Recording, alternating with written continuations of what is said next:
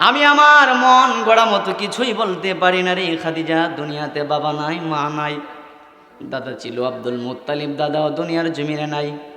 এখন বর্তমানে আমার চাচা আছে, আমার দেখাশোনা করে, আমার গার্জেন হিসাবে আমার চাচা আবু তালিব আছে। এই খাদিজা, তুমি যে আমাকে বিবাহের প্রস্তাব দিয়েছো, আমি আমার চাচা আবু তালেবকে একটু জানাবো। আমার চাচা আবু তালেব যদি রাজি হয়, আমি মোহাম্মদ, তুমি খাদিজাকে বিবাহ করতে প্রস্তুত। আল্লাহু আকবার। রাসূল আমার দৌড়ে চলে গেলেন তার চাচার কদমে, গিয়া বলে, ও চাচা আবু তালেব, খাদিজা আমাকে বিবাহের প্রস্তাব দিয়েছে, আপনি কি মনে করেন? আমার নবীজির চাচা ডাক দিয়া কয়, ভাতিজা মুহাম্মদ, তোমার বাবা ইন্তেকালের পরে, তোমার মাও ইন্তেকালের পরে তোমার দেখাশোনার দায়িত্ব নিয়েছিল আমার বাবা আব্দুল মুত্তালিব। আমার বাবাও চলে গেছে, আমি চাচা আবু তালেব তোমার দেখাশোনার দায়িত্ব আছে। সুতরাং আমি চাচাও হয়তো একদিন দুনিয়াতে থাকবো না, চলে যাব। ভাতিজা রে, তুমি যে সৎ, তোমার আদর্শ যে সুন্দর, এই সময়ে মানুষগুলো তোমারে ভীষণ কষ্ট দিব, ভীষণ আঘাত করব, অনেক কটূক্তিজনক কথা বলবো। সুতরাং তোমার পিছনে যদি একজন শক্তিশালী মানুষ না দাঁড়ায়, না থাকে, তাহলে তুমি ভাতিজার অনেক কষ্টকর হয়ে যাবে। এ ভাতিজা মুহাম্মদ, আমি চাচা আবু তালেব এই বিবাহের মধ্যে রাজি। সুবহানাল্লাহ বলুন। আর জোরে বলুন না ইয়া রাসূলুল্লাহ। আর জোরে বলুন না ইয়া ওলি আল্লাহ। যেখানে আল্লাহর স্লোগান হবে সেখানে নবীর স্লোগানের দরকার আছে না নাই? যেখানে নবীর স্লোগান হবে সেখানে ওলি আল্লাহদের স্লোগান আছে না নাই? বাবা, ইসলাম বাংলাদেশে এসেছে ওলি আল্লাহদের মাধ্যমে। সুতরাং তাদের এই মেহনত যদি আমি আর আপনি বলে যাই, আল্লাহর কাঠগড়ায় আসামি হয়ে দাঁড়াতে হবে। কথা বলেন ঠিক কিনা? এ বন্ধু, আল্লাহর হাবিব সাল্লাল্লাহু আলাইহি ওয়াসাল্লাম চলে গেলেন। আম্মা জান খাদিজাতুল কুবরা রাদিয়াল্লাহু তাআলা আনহাকে ডেকে বলে, ও রে খাদিজা, আমার চাচা রাজি হয়ে গেছে, সুতরাং আমি মুহাম্মদ রাজি, যদি তোমার কোনো আপত্তি না থাকে। আম্মাজান খাদিজা কয়, আলহামদুলিল্লাহ, বিবাহ হয়ে গেল। বিবাহের পরে মক্কার বড় বড় লিডাররা, যাদের ভিতরে শয়তানি ছিল, মুনাফিকি ছিল, ইহুদি চক্রান্ত লোকের আয়েশা কয়, ও রে খাদিজা, আমরা কত বড় বড় ধনীগণের সন্তান, ওরা আয়েশা তোমাকে বিবাহের প্রস্তাব দিলাম, তুমি খাদিজা এত সুন্দর চেহারা, তোমার এত ধন সম্পদ ধন দৌলত থাকার পরে তুমি একটা সন্তান মুহাম্মদকে বিবাহ করলাও, যার বাবা নাই, যার মা নাই দুনিয়াতে, যার বংশেও তেমন কোনো কেউ নাই। ওরে খাদিজা, যাকে তুমি বিবাহ করেছো, তুমি এত সৌন্দর্যওয়ালা, তাকে তুমি কিভাবে বিবাহ করলা?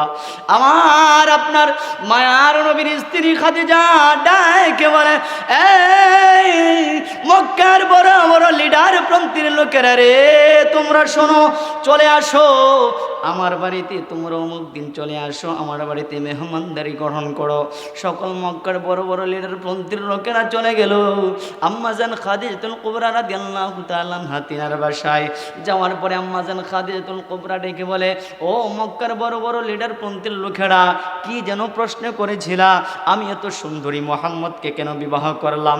আমি এত সম্পদওয়ালা খাদিজা কেন মুহাম্মদকে বিবাহ করলাম? তোমরা জানতে চেয়েছো। এ মক্কার বড় বড় লিডার পন্থীর লোকেরা, আজকে তাকায়া দেখো, আমার স্বামী একদিকে, আমি খাদিজা একদিকে। এখন তোমরা বলবা আমার চাইতে আমার স্বামী কি সৌন্দর্য বেশি, নাকি আমার স্বামীর চাইতে আমি খাদিজা সৌন্দর্যওয়ালা বেশি? মক্কার সমস্ত, মদিনার সমস্ত লোকেরা ডেকে বলে, খাদিজা, এখন তো আমরা তাকায়া দেখলাম তোমার চাইতে তোমার স্বামী মুহাম্মদ ইবনে আব্দুল্লাহ দুনিয়ার সবচাইতে, সমস্ত মানুষের চাইতে সৌন্দর্যওয়ালা বেশি। সুবহানাল্লাহ বলুন। আর জোরে বলুন না সুবহানাল্লাহ। এবার আম্মা জান খাদিজাতুল কুবরা ডেকে বলে, এ দুনিয়ার মানুষ, শোনো রে, 2 নম্বর প্রশ্ন হলো বংশ নিয়ে কথা বলেছো, এখন বর্তমান সময়ে বলো তো কুরাইশ বংশের চাইতে সর্বোত্তম বংশ আর কোনো আছে নাকি? কুরাইশ বংশের চাইতে শক্তিশালী বংশ আরো কোনো আছে নাকি? কুরাইশ বংশের চাইতে এত মান ইজ্জতওয়ালা সম্মানওয়ালা বংশ আছে নাকি? সমস্ত লোক এক বাক্যে ডেকে বলল, ওরে খাদিজা, কুরাইশ বংশের চাইতে উত্তম কোনো বংশ বর্তমান সময়ে নাই। আম্মাজান খাদিজা এবার বলে, এ দুনিয়ার মানুষেরা তাহলে বংশের দিকে আমি জিতলাম নাকি মোহাম্মদ জিতলো? দুনিয়ার মানুষ বলে, ওরে খাদিজা, বংশের দিক থেকে তুমি খাদিজা জিতে গেছো, সুবহানাল্লাহ। এবার 3 নম্বর প্রশ্ন, আম্মাজান খাদিজাতুল কুবরা রাদিয়াল্লাহু তাআলা আনহা ডেকে বলে, আরে দুনিয়ার মানুষ, 3 নম্বর প্রশ্ন হলো তোমরা বলেছো মুহাম্মদ ইতিম, মুহাম্মদের কোনো ধন নাই, সম্পদ নাই, বাড়ি গাড়ি অট্টল নাকি কোনো কিছু নাই। আরে দুনিয়ার মানুষেরা শুনে রাখো রে, এই উম্মতে মুহাম্মদি তোমরা জানিয়ে রাখো, আমি আম্মাজান খাদিজাতুল কুবরা রাদিয়াল্লাহু তাআলা আনহার যত সম্পত্তি আছে, আমি এক কথায় এক সিগনেচারে এক স্বাক্ষরে সমস্ত সম্পত্তি আমার স্বামী মুহাম্মদের কদম মুবারকে বিলীন করে দিলাম। এবার বলে তো বংশের দিক থেকে কে দামি, সৌন্দর্যের দিক থেকে কে দামি, আর ধন সম্পদ ওয়ালার দিক থেকে কে বড় ধনী? সমস্ত লোকেরা ডেকে বলে, ওরে খাদিজা, পাগলামি শুরু করে দিয়েছো মুহাম্মদের প্রেমে পড়িয়া। খাদিজা ডাক দিয়া বলে, দুনিয়ার মানুষেরা, বেঈমান ইহুদি মুনাফিকেরা, শোনো, ও বড় বড় বড় বড় ধনী ব্যক্তিরা, তোমরা শুনিয়া রাখো, যদি মুহাম্মদের শান তোমার কাছে ভালো না লাগে, যদি আমার স্বামীকে তোমার মানতে খুব কষ্ট হয়, তাহলে আজকের মেহমানদারি তোমাদের জন্য না, তোমাদের খাওয়ানোর চাইতে কুত্তা খাওয়ানো উত্তম। কথা বলেন ঠিক কিনা? বন্ধু গভীর মনোযোগ, দিলের কানটা লাগা দেন। যদি দিলের কান না লাগান, মোস্তফার শান কি জিনিস বুঝে আসবে না।